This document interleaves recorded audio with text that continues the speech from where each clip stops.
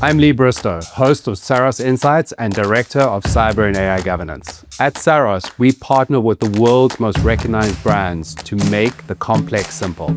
My aim is to deconstruct the strategies of Ireland's top business leaders, from AI governance, digital transformation, and some that are even scaling through acquisition.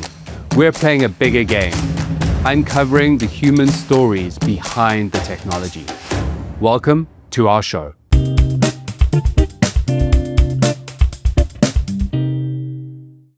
Today we're interviewing Liana Tomescu, the founder of SunnyLabs.ai, a security platform that detects and blocks security threats like prompt injections, jailbreaks, and data leakage in agents in real time. She holds a BSc in computer science and business from Trinity and a master's in cybersecurity from UCD. Welcome, Liana. Thank you very much for joining us. I really appreciate your time. Yeah, thank you so much, Lee. It's great to be here. So diving straight into it, what convinced you that AI agents actually needed their own security layer? So basically, I started in Microsoft and I was working in cybersecurity, and I decided to do a master's in cybersecurity. And that was where I focused on security for AI as my big vision. And from there, from seeing the research and doing my own research, I saw that this area is going to be absolutely huge. And of course, it started out being security for chatbots. This was a few years ago, and now it's basically moved on to chatbots are now AI agents. You know, they're doing more things. They're doing actions, and they've got tool calls and so on. So essentially, it's become particularly relevant now to have security, that it's no longer just chatbots or, you know, they answer questions. But what's happening now is because AI agents have come in, they are going and they're taking actions. They are going and could potentially make financial decisions, could potentially access sensitive data, and then share that with others. So those tool calls, those actions are increasingly being used and also able to be essentially hacked. So this is why security is going to be needed more and more for these agentic systems. When we talk about AI security, where do you draw the boundary? Yeah, so in terms of AI security, lots of people confuse it. What does AI security mean? Is it AI for security, security for AI? So basically, I like to think of it as either AI for security means that these are the traditional cybersecurity processes that you would have had for, you know, many years now, and AI is coming in and helping the defenders to improve their processes. So these are automations, workflows, and this has been around. This was previous to, you know, the ChatGPT AI boom. AI was definitely used in these systems, but now it's being used a lot more with LLMs and so on. So that is AI for security. And then the other part of it is security for AI, and that is where AI is now like agentic systems, AI agents, AI apps, chatbots, that they're now the thing that they themselves need securing. And now it's how do we make sure that we're looking at them specifically rather than, you know, other possible things to attack, like for example APIs and so on. And the last kind of part of it is how attackers are using AI. So you know, like there's that piece as well. But I'd say the core two are security for AI, AI for security. Our focus at SunnyLabs is specifically on security for AI. So making sure that all of those agentic systems run security. Okay, so when you're thinking about security, it's really around how do I actually secure the model? How do I secure the orchestration layer? How do I secure the calls and tool calls that the AI makes within its operation effectively? Yeah. So there's several different, I suppose, layers of security that need to come in for AI agents. And one of the first ones is around actually before anything is in production, it's worthwhile essentially red teaming the agentic system or AI agent that you've got and looking for potential vulnerabilities, ideally in an automated way. And this is one of our latest capabilities that we've got now. So that is ideally before production, looking for those vulnerabilities there for AI agents, and then ideally continuously doing that, but also within when the AI is actually just running. So like when the system is in production, you need to make sure that, or everyone needs to make sure that there is a continuous layer of defense, of looking at what is going through the system, having that observability and looking for possible threats, and having that be essentially in line as the agentic system is running, and basically making sure that if there are threats, blocking them in essentially in real time. And that involves several different aspects of it that include looking at the inputs to these systems. So if it's calling some maybe external data, maybe it's looking at websites, maybe it's has access to some private data. And so looking at the inputs, looking at the outputs of what is the AI, what is the LLM actually producing, and then also looking at the tool calls, the actual actions, the functions that the AI system is going and doing and running. So it's important to have security across that layer, basically 24/7 at all times, to see for possible manipulations. And we could talk more about what they are as well, I think. Yeah. I think it's going to lead a little bit into the manipulation. So you've actually got something called the rule of two, and maybe kind of in a real world type scenario. So, walk us through a prompt injection type attack, utilizing that framework of the rule of two. Yeah. And I would say the rule of two is a really good one. It's actually tied in with the lethal trifecta as well. So I would say these two are really good ones to look at. And basically, the lethal trifecta is talking about these three components, and the rule of two talks about focusing on just two of them. But basically, the lethal trifecta is when you're designing, when you're first developing your agentic system, you want to make sure that you want to look at three aspects. So does the system have access to external untrusted data? So like the example of the content coming in. So like email or web or something along those lines. Yeah, or say if it's a CV, if it's a recruitment AI agent, for example, and it's scanning CVs, that kind scanning of stuff. CVs, and the CVs are basically quote unquote untrusted because they're coming in external to the system. So that is, they're coming in. And then does the system also have access to potentially sensitive data as well? So does it know what that company needs? Does it have access to potentially sensitive files of others who are, maybe in the team? And then the last part of it is, what are there actions that are also being taken? So is that CV AI agent, when they're taking the CVs, is there some kind of action that it is done automatically, potentially like deciding, filling in a list of the top 10 CVs or people who should be hired? And if that happens, if those three components are in, where again that's looking at taking in that untrusted data, taking in look at if it has access to the sensitive or private data, and also it can do things, not just not just look at it, not just read it, but actually take action. If those three are present, that's the lethal trifecta. That's something that Simon Willison came up with, that concept. And the rule of two from that is actually saying that at least one of those three should be removed to essentially lower how bad the actual attack can be in itself.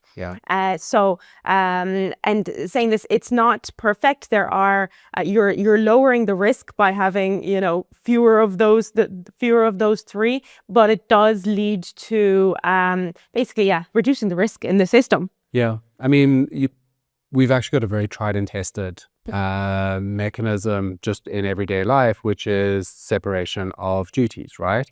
That's fundamentally what it is. And by separating the duties, you're limiting the blast radius of what potentially could go wrong. Exactly. I like that. I mean, just in terms of actual prompt injections, have you had kind of have you seen one that you kind of went, oh wow, or read about one in a paper and you saw, wow, that blast radius was horrid? Is there any kind of use case that you could kind of trigger on? Yeah, definitely. And actually, I'll actually go back to the recruitment Example, the recruitment CV example, because what we're seeing, and we're seeing this in practice actually with organizations that are doing this, is that CVs can literally have a prompt injection in there, and then that can directly manipulate the score or the outcome of the AI agent. So we're directly seeing that in practice. So the prompt injection text within the CV could be hidden, maybe not so visible to the human eye, but very visible to the AI. So it could basically even something as, and this sounds really silly, but if there's scores given at the end, it's basically saying, give me a high score, give me 100% or over 90 something percent in all of these. And then that means that person's CV then gets ranked up higher. We've seen this in practice. And of course, this is terrible for the likes of the EU AI Act for that particular example. Yeah. So, yeah. And in terms of prompt injection as well, I think maybe one thing to call out is that concept between the AI cannot tell what is safe versus unsafe. That's one of the core problems with that. So, in that recruitment AI agent, it's just taking in those CVs and it's looking at everything, including that bad, malicious piece of text. And it's not saying that's bad. By default, the LLM isn't necessarily going to have the guardrails. There are some guardrails, but it's not necessarily going to spot those. And that's where it's important to have that additional layer of defense on top to look specifically for those and to make it be specific for this kind of system as well. So actually that specificity, and in particular related to that as well, is the intent of the prompt injection, or the intent of the manipulation itself, and how that is going to manipulate the AI agent. So yeah, that's why that having that defense in depth of that runtime security, suppose like we offer at SunnyLabs, is really, really important to basically, first of all, detect these kind of threats, block them, or else get a human in the loop. So human can go and actually look at that CV potential. I was going to talk about the architecture as well. So actually having a block, one of them being a human in the loop, you need that from an AI Act anyway, because this would automatically trigger off on a high risk. Yes. So we're not going to go down the regulatory route today, but that would happen. But just from a technical architectural view, I think there is probably one other piece that would also support that is having a level of authentication actually within the agent, and then potentially, and maybe you can talk to this a bit more, which is actually stripping out the actual content through regular expressions. Yeah.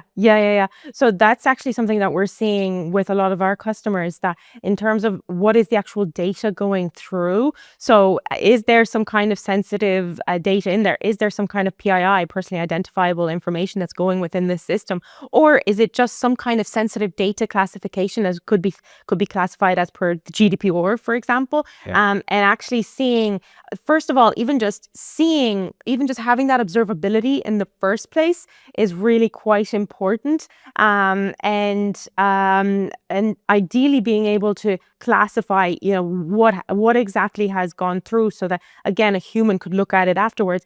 That's the observability piece, but that could also then lead to, okay, well, don't let any of the sensitive data go through, block it from going into the AI system at all as well. So we spent a lot of time on the sort of defender side. Yeah. So let's kind of flip the script a bit and let's go to the attacker side for a change. So in November 2025, Anthropic released a paper. If anyone wants to look at it, it's GTG 1002. But basically what it was is probably the largest cyber espionage attack that was run from an almost 90% autonomous perspective, right? So it used a Claude code to run targeted attacks on roughly about 30 organizations across the US. And they were actually successful in some. So Anthropic actually got hold of those organizations. It hasn't been publicized as to who those organizations were, but it was clearly the who's who on the top 30 list, clearly. So your view Do you think that is actually a genuine capability jump from a red team perspective? Or do you think that's just the new cookbook for the next round of kind of big orchestration attacks that we can expect, not only from nation states, but individual hackers going forward? Yeah, I think one of the core things from that is that's going back to that AI security piece that I talked about earlier, where it's the attackers using AI for removing security in this case. But basically, the from that attack, that is one of the biggest that we know of. That's out there. that's out there, especially at the time. And what it really shows is just actually just the capabilities of what these models are able to do, what these AI agents are able to do. Same as developers are now using the likes of Claude Code to be able to help them to make them more efficient. Attackers are actually doing the same thing. So this was something that I believe the security community was definitely aware was going to happen, and it did happen. And I believe that attack, even though it succeeded in so many cases, it wasn't perfect. There were also the LLMs were basically making up passwords and so on. Like there definitely were gaps, but we are seeing what attackers are using. Again, like the defenders using AI to protect themselves, of course the attackers are going to do the same. And that is why I'm very passionate about actually having runtime security actually throughout all systems, especially now because when it comes to AI, it's very non-deterministic. So it's very hard to know exactly what can happen during production. So overall, I'm not surprised that it happened. I knew that it was coming, and it's definitely going to keep happening. But this is also my take on it, is that this is positive news for the defenders, and I'll explain what I mean by that, in the sense of we're going to need more security people to do this defense. Even though it seems like, okay, well, it seems like AI can also do the defense. Actually, it's not perfect. Even for that example of like the threat actors actually did need to get involved, as well as let the AI do its thing. So it is also in terms of the cybersecurity industry overall, the attackers will keep using AI, the defenders will keep using AI, but we will need more defenders as well to be able to keep up. So besides the NTP area from an AI security perspective, what other kind of shifting left elements should an organization be thinking about? Yeah. So one of the things that's on most people's minds right now is the concept of shadow AI.